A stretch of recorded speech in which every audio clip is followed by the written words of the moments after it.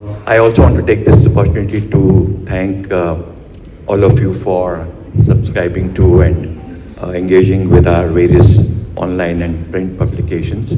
You saw some of them in the audiovisual that we just showed, namely exchange4media.com, Impact Weekly Magazine, impactonnet.com, pitchonnet.com, and samachar4media.com.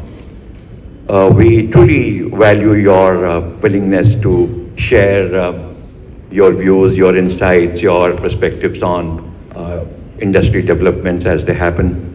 You do that with our reporters and editors, many of who are here amongst you, and they'll be interacting with you on stage, off stage, on the record, off the record. You'll find them here. I can see Shantanu sitting there, but there must be there are others who are outside.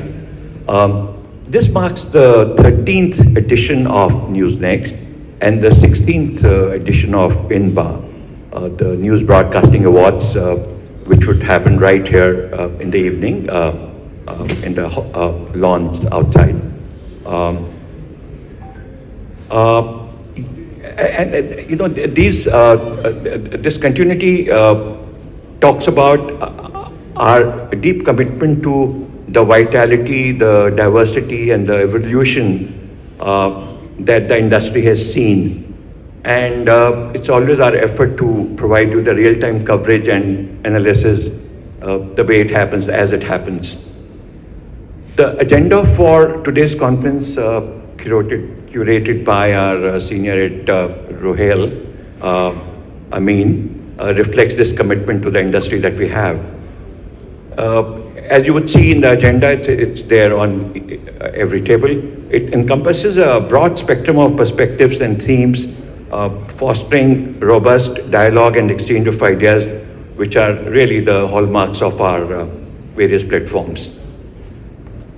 The theme of this edition of the conference, Television News in the Digital Era, will cover all aspects of this time of rapid technological advancements and shifting consumer behaviors, the profound transformations that television news landscape is going through, and the challenges and the opportunities it brings forth for you professionals. This accessibility has democratized the dissemination of information, empowering individuals to engage with news stories and participate in public discourse like never before. However, this democratization comes with its own set of challenges. This proliferation of digital platforms has led to an explosion of content, making it difficult for audiences to discern between credible journalism and misinformation.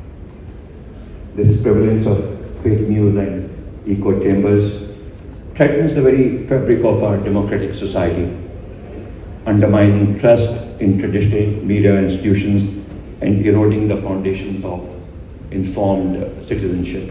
Within these challenges, we observe how television news organizations, small and big, large and medium, are adapting and innovating to remain relevant to the digital era.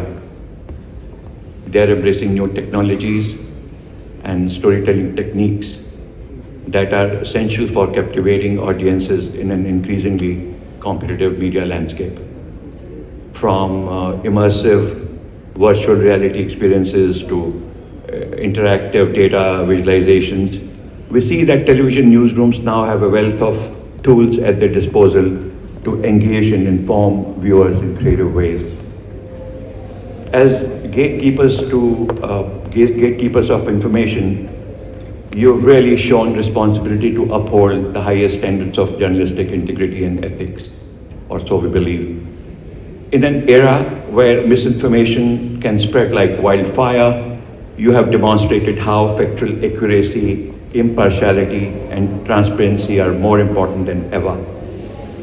By adhering to these principles, television news outlets are making every possible effort to regain the trust of their audiences and reaffirm their role as credible sources of information in the digital era. We also find how the collaboration and partnership between traditional media outlets and digital platforms are playing an important role in navigating the complexities of the digital era.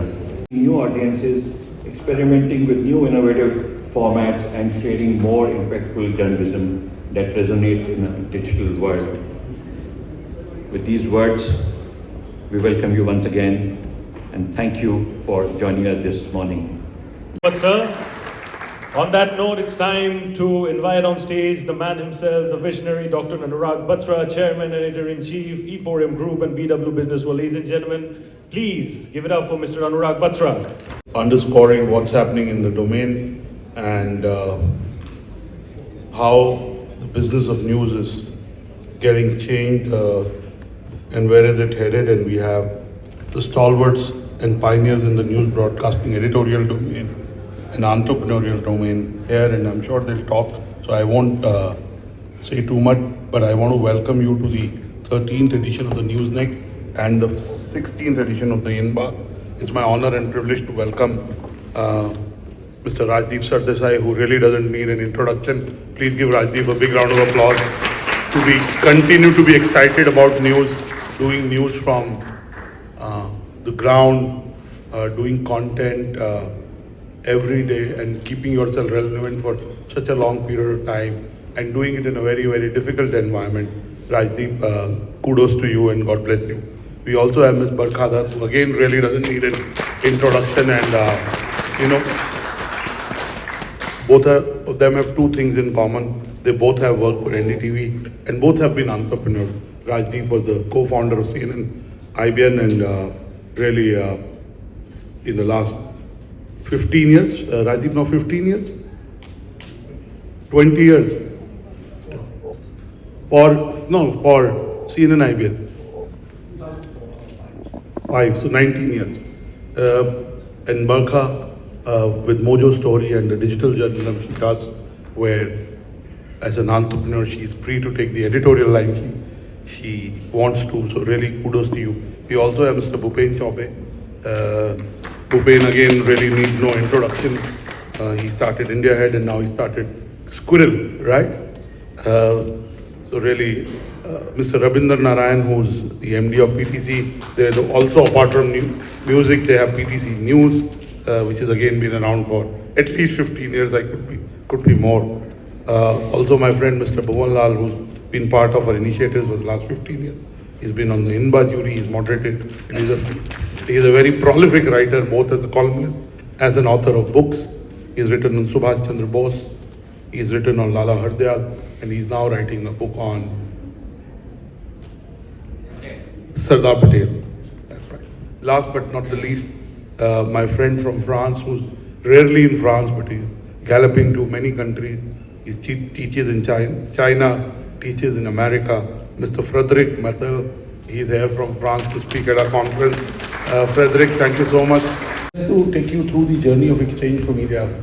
Sunil talked about the fact when we started exchange4media 24 years back, this is our 24th year. Next year exchange4media will be completing 25 years. There were very few news channels. There were less than 10 English and Hindi news channels. In the last 24 years, 23 plus years, the scenario has changed. We have more than 500 news channels. We have regional news channels. In the last 6 years, digital news channels have been added. Also, some people would say this space for news has shrunk. I don't agree with it. If you're an independent journalist, if you work for yourself, you can create a platform that can take you to the audiences that want to hear you, see you, and have a point of view based on what you share with them. The biggest change that has happened in the last 6 years is the advent of digital-only omni-broadcasting networks. These are channels, India has many, Barkha is doing Mojo Story, there are other journalists and news professionals who are doing this in the news domain. Me and Rajdeep were talking about sports, and he was educating me how Murdoch has bought athletic.com and Top Sport. But in India, in many news niches like sports, which is a big part of news, too, people are doing digital-only broadcast platforms. So that's one big trend. Second is these platforms are also getting subscriptions. Small rises now, but they will grow. Third is the rise of fake news. With the rise of artificial intelligence, the rise of deep fake is used. And with the rise of deep fake, thankfully the tools to be able to tackle that are also coming up fast. With the rise of AI, there are AI anchors, AI generated anchors, who are also giving you news. Their personality is being followed across the world, but they're not real humans. They're just AI generated bots or personalities which are dishing out news. The fifth phase is we are doing this just before two big events. The election, that's why we accelerated in by news by almost 30 to 45 days. And the second is IPL. In the next 6 to 8 weeks, almost 6,000 crores will be spent on advertising. In exchange4media, there was a lot about connecting the ecosystem to marketing and advertising. Almost 5,000 crores will go to IPL. And only 1,000 crores will come to rest, out of which possibly 600 plus crores will come to news channels. These numbers will be beaten, but these are approximate numbers and are likely to be close to it. The fact is, news is getting revenue, but it could do with more revenue. The dependence on government for advertising or in an election season being dependent on the players, again, is not a very good thing. The viewership for news broadcasting has to grow. As pioneers in this room, it is your responsibility to be able to grow the viewership. As the pie grows, as subscribers pay for it, even the advertising will grow. My last point is, in a very hostile environment, so it is our way to be able to celebrate them, give a platform, and to celebrate the work that they do year on year. So please give the whole ecosystem a big round of applause. Clapping is good for heart. I just want to say that tonight we have the award in the outdoor lawns of Imperial at 6 p.m. We'll be giving out awards in multiple categories. And I know the INBA awards, Rajdi was asking me, is it 5 hours or 6 hours? It will be approximately 4 hours, and we did away with giving the bronze on the stage. And in lots of categories this year, we didn't have bronze awarded. In some categories, no silver. In some categories, no gold. So we had the jury meet on the 19th of March at the Leela Chanakyapuri, and 51 jury members split across 4 groups decided it. And then for the final excellence awards, which are basically the people awards or individual award or organization award, because the rest are programming awards, programming or the work related awards, you know. Opinion columnist at the Hindustan Times and the Washington Post. Give it up for her, please, ladies and gentlemen. It's a pleasure having you over here, ma'am. Thank you. Thank you so much for that introduction. And like Rajdeep, I must start by saluting the indefatigable spirit of Dr. Annurag Batra and Ruhail, Priyanka and the entire team, because really to remain believers year after year is to show an optimism that not all of us feel every day at all times. So I think you keep us going, you help us be believers. So thank you, Annurag and team, for what you do. I'm supposed to speak about technology, the rapidly changing world around us, the fact that the rug might quite literally be pulled beneath our feet because of the rapid pace at which technology is changing how we are meant to do our job or sought to do our job. But before I get into that, I just want to pick up a little bit from where Rajdeep left. He spoke about the shrinking space within mainstream media, how more and more people are actually exiting or maybe forced to exit to start their own platforms. As somebody who did that about 4.5 years ago, I can tell you that you're not free from the pressures of hyperpolarization just because you leave one medium and enter the other. Right? So if you're under this romanticized idea that tomorrow you can leave your organization and then just start from your basement and start broadcasting, and suddenly journalism's health will be restored. It isn't quite a quick fix formula, which is as simple as that. And there's a reason for that. The reason for that is exactly the hyperpolarization that I think we must spend some time discussing today. Somebody like me left mainstream television for 3 reasons. One, I had done it for 20 plus years and I felt the decline was coming. I could see the decline of television news coming. And one thing I always want to ask Rajdeep every year, and he always leaves before I can ask him that, is that, how does he remain within the system that he so honestly holds a mirror up to? Because certainly I couldn't remain in that system. Like, I found it absolutely suffocating. And therefore I walked out. And when I walked out, I was told that I was crazy, that I should just make my peace with the system, that I should just accept whatever compromised sort of, version of television news that there was. And I felt like I couldn't do that. And I always want to ask him, why he has chosen to make peace with the structures that he so obviously feels uncomfortable with. So maybe Rajdeep will answer that one day. But to carry on, here's the problem. There are 3 problems that face all of us, irrespective of which medium we are in today. 1, hyperpolarization, because our audience has begun to love a bias. Where I will agree with Rajdeep is that the same journalist can be attacked by all sides in the same week. And sometimes for the same story. So for the same story, I spent 20 years reporting from Jammu and Kashmir, you can be called an anti-national and you can be called a jingoist. For the same story in the same program that you do, you can be called Godi and Darbari. At Mojo Story, our motto was na chamcha na morcha. Because we said that we don't want to suck up to power. That's certainly not our job. We have to hold power to account. But we do not believe that the counter to holding power to account is to become political activists on the other side. We remain believers in what some might today call old-fashioned journalism.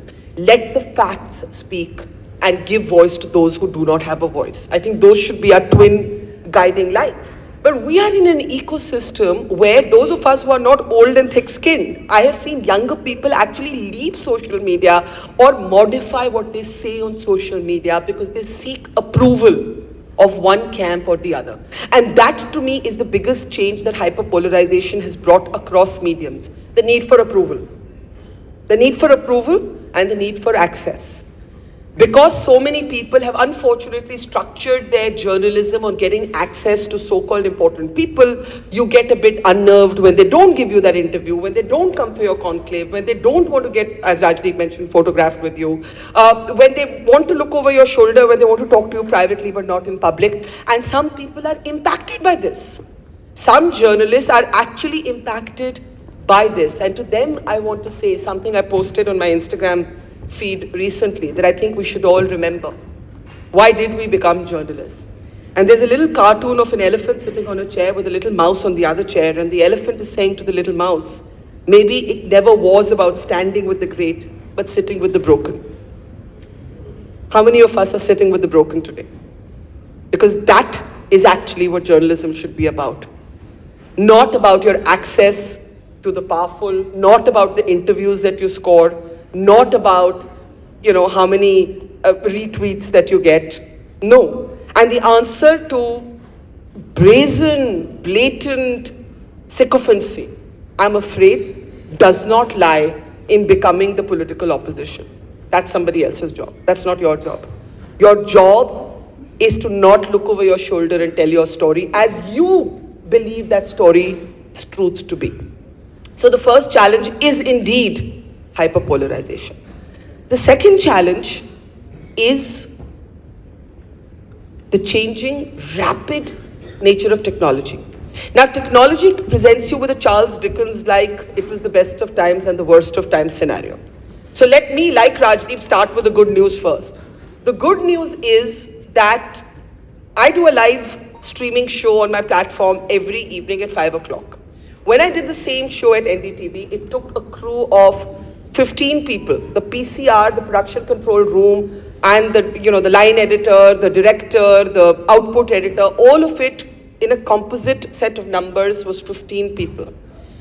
I can do that show on most days with 2 people. There are days that I have done that show with 1 person, and there are days when my entire team is off and I still feel like doing the show, and I have now mastered the technology that I can do it myself. And when I say about this show, my shows don't look like a Zoom. They're not like a webinar. They have graphics and sound bites and data and shorts, and if you looked at it, you would not recognize the difference between a broadcast medium and the digital medium, because we try and keep it professional. We try and keep it to the highest standards of production. So these are the great opportunities that have been enabled by technology. But here's the downside. While entry barriers have fallen, and today all you need is a skill for storytelling, a visual eye, and a comfort with technology to be a storyteller. The downside is that this is changing so quickly that apart from deepfakes and fake news, I'm afraid that we are all going to have to do 2 things. We're all going to have to upskill, and we're all going to have to unlearn. Please note that I did not say learn, but unlearn. Some of us of a certain generation who've been doing this forever, the core skill that we have of storytelling, that will always be required. That skill will always be needed. But to be wedded to one kind of storytelling, one kind, when you live in an age, not just of polarization, but in an age of influencers, right? You live in an age where your political class wants to talk to influencers because they're speaking to a generation that classic journalism isn't speaking to. So you're being a journalist at a time when people who've probably never stepped out of their podcast studios are very successful brands. Now you can do 2 things. You can either whine about it, resent them, or you can learn your own version of contemporary storytelling. You can either look down on the Instagram generation, or you can be part of it but not lose yourself. So how do you remain authentic to who you are? Don't become somebody else, but how do you remain agile in this system? So unlearn. Don't be wedded to the old way of doing things. There is no ego, and there should be no ego. And I'm saying this as somebody who is hitting 30 years in this profession. There should be no ego in saying, I used to do it this way, I now need to learn to do it another way. There should be no ego in saying, you know what, as a multimedia editor, I want to learn how to do my own camera, I want to learn how to put up a light if I have to, I want to learn how to make a graphic, I want to learn how to make a thumbnail. Because guess what? The media is moving rapidly towards 1-person composite units. That is what technology is doing. And the bad news is that if we do not upskill and we do not unlearn, there are a host of professional jobs, I'm afraid it's coming sooner than we think, that are going to become redundant. You can already shoot an entire movie on your iPhone, you can already do basic editing using shorts, and you can already use artificial intelligence for everything from generating videos to editing them, to subclipping them, to transcribing them, to adding B-roll, right? We know this. Each one of us knows this in this room. So upskill and unlearn. Otherwise, technology will not be your friend. It will be a disruptor in a bad way. But technology can be your friend. So get ahead of technology. Make technology your friend. And the last challenge, which we haven't spoken about enough, I mean, there was a broad reference. I think Annurag made the reference to how much money is going to IPL and how much money is actually being shared between the rest of the ecosystem, is revenue. Newspapers depend on government. Television depends on big business or government and the market. And the internet now depends on clicks. And I think once on this platform, I said we moved from the tyranny of the state when media was government owned to the tyranny of the market when advertisers and your ratings drove how many sponsors you got, to the tyranny of the algorithm. The clickbait headline, the need to say ki kaun mere link pe click karega. In a saturated market, in a fragmented media market, these are challenges. And that is in turn leading to a kind of hyperpolarization, right? Because people feel the more partisan I am, the more biased I am, the more provocative I am, the more controversial I am, the more likely somebody will click me. That desperate hunger, dependence on the click is a very worrying trend in media today. I do believe that what matters and what will remain at the end, no matter how many platforms or jobs artificial intelligence takes away, is the relationship between you and your audience. I think we stand here today on the graveyard I'm sorry to not be a believer in the way that the people before me have been. I think we stand here today on the graveyard of news as we once knew it. Let us please be honest. If I were an 18-year-old today in college and I looked at television channels in the way that they are, I would not have become a journalist. And I love being a journalist. But if this was the media on broadcast forums that I was exposed to, hate-mongering, shrill, shouty, hardly any ground reports, hardly any voice to the voiceless, I would not have become a journalist. So I think it's time to acknowledge that we stand on the graveyard, on the debris of a certain kind of journalism. And the question before us is, what are we going to build on top of that debris? What is the new building going to look like? Can it contain authenticity while still having the agility to adapt to a technology that is coming at you like a tsunami? And we try and do this in our own small way, but I can't say to you, I'm not going to be a big pretender and say to you, we have all the answers, we have cracked the revenue model, we have cracked how to, use Snapchat and Discord and Instagram, we have cracked how to, at 52 to talk to somebody who's 22. We have to acknowledge that things are changing. And if we don't acknowledge that, we can keep pretending, keep going on as if nothing has changed, but I'm sorry, everything has changed. And now the challenge before us is, how do you become somebody that your viewer trusts? It all boils down to trust. Even if they abuse you. I've noticed something very interesting. Like sometimes you go to these events and you'll meet somebody and they'll come and they'll be very friendly with you and they'll say, I'm so-and-so, and you won't kind of know them. And they'll say, don't you remember we had this big argument on Twitter? And I'll be like, acha, and you blocked me. Can you unblock me? And they'll be absolutely convivial in real life. This has happened to me on multiple occasions. I've stopped blocking. I now don't block unless there's hate speech or abuse. I just mute because I've learned over the years to not get into social media arguments. But what it does tell you is that as long as your audience is engaging with you, even if it's to disagree with you, it's engaged with you. It's because they take you seriously enough to even pick on you. It's because everything is not about praise. Sometimes people have reactions because they come from their own positions of bias, they're seeking confirmation bias, they're seeking for you to reinforce what they think, and when you don't, they call you biased. But you shouldn't give up on that moment. You should say, this is what I believe. Let's agree to disagree. As long as you engage with me in a civil way, I will keep talking to you, and that is my philosophy. I will allow all opinions on my platform as long as they are not sexist, as long as they don't slur another community, they're not hate speech, and they're not patently false. You can't have somebody saying something patently false and not stop them. You can't have somebody saying patently hateful and not stop them. But my belief, old-fashioned as it is, and I will then start winding down, is your audience should not know from your work your voting preference. Your audience should not know who you vote for. And your work has to rise above the noise of political polarization. It's not easy. It's not easy at a time when the journalist fraternity is othered. It is treated as the adversary. It is made the enemy. It is, as Rajdeep said, denied access. Often, there are things that I used to love reporting on that I can't report on today because access has shrunk. Access to even, so many things that we took for normal. I'm not talking about politicians or political access. Other kinds of access has shrunk. What a PIB means today has completely altered. Some of you who have a PIB card will know that. But yet, nothing can change. No AI, no deep fakes, no fake news, no disruptive technology. Nothing can ever change the relationship that you choose to build between yourself and people.